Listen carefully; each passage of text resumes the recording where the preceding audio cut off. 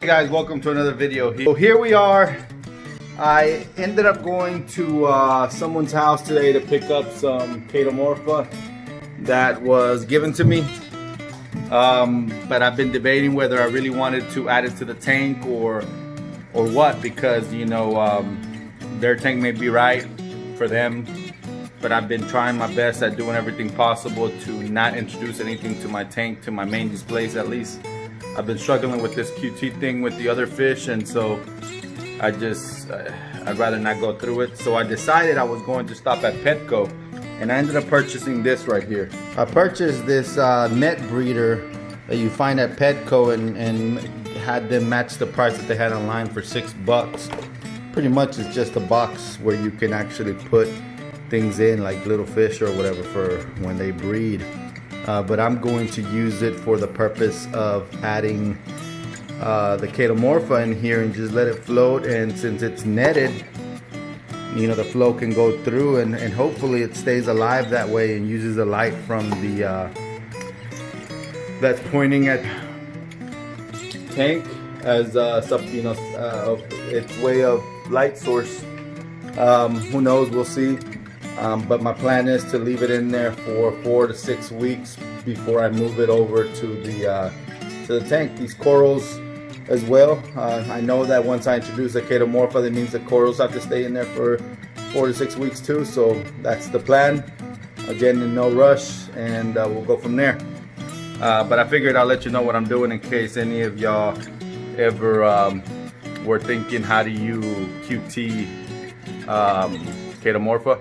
This is going to be my way, my first time doing it. We'll see if it works out. I don't see why not.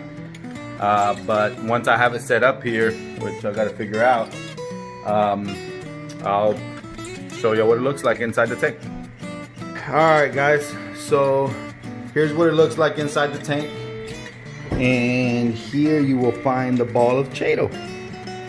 Now, I'm hoping it lives in here, being that it's a little compact inside. I mean, I don't see why not, right? Y'all tell me what y'all think. This is going to be my way of pretty much QTing this for a few weeks, making sure that once it's QT'd, I can transfer it over and nothing else comes along with it. I think the small little net will make sure that if there is any snails or any of those unwanted pests will stay in here. If not, then we can always take these out and dip them. That being said, some coral in here, the lights are going down now, so they're going into their skeleton. But you'll see some here, like this guy right here. That guy over there is not doing good. This one, its tentacles has been in even during the daytime, so I don't think that's doing so well.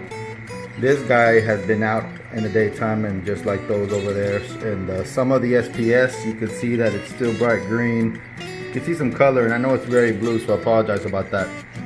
But they're doing okay. I just don't think they're thriving, and the parameters are as good as they can be. 9 DKH, 450 calcium is what I did about 3 days ago. 7.8 pH. The only thing I didn't measure was magnesium. Ammonia 0. I have a little strip right here to tell me when it detects ammonia. So I'm not sure. Temperature, I'm keeping it at 76 or 77. There's plenty of flow with these two pumps that I have to put them down to like 3 out of 10. But it just, I don't know. I mean, you would think they're thriving, but they're not. Normally when you see the polyps out on those corals is whenever you know that they're doing well, and that's what I don't see. I don't see their polyps fully extended on the ones that should have some, right? Like, because that's supposed to be another coral right there, as well as that little one right here. But that one does have its polyps out during the daytime. That one, I forget what it's called, but it just has little yellow bright tips, and it doesn't anymore. You can see there's some algae growing in between. So I'm thinking I've been doing 3 water changes a week, about 10%. It's a 30-gallon tank, so about 10 gallons. trying to make sure that if there's anything in here that it's being taken out. Inside of the filter I have carbon, purigen, and phosphate remover. Make sure there's no phosphates, and maybe that's the issue, but even before I put that in there, it was not doing great in here. Aside from that, you know, I'm just trying to take care of this tank as best as I can. Light is doing okay. You know, that's one thing I haven't thought about is measuring the par. So I probably will be getting the par meter that I have from the Senai upstairs and bringing it down here to measure the par, make sure that the par is not too little or too much. That maybe is what's causing, because I had 2 SPS bleach. I threw them out, or you can actually see them up there.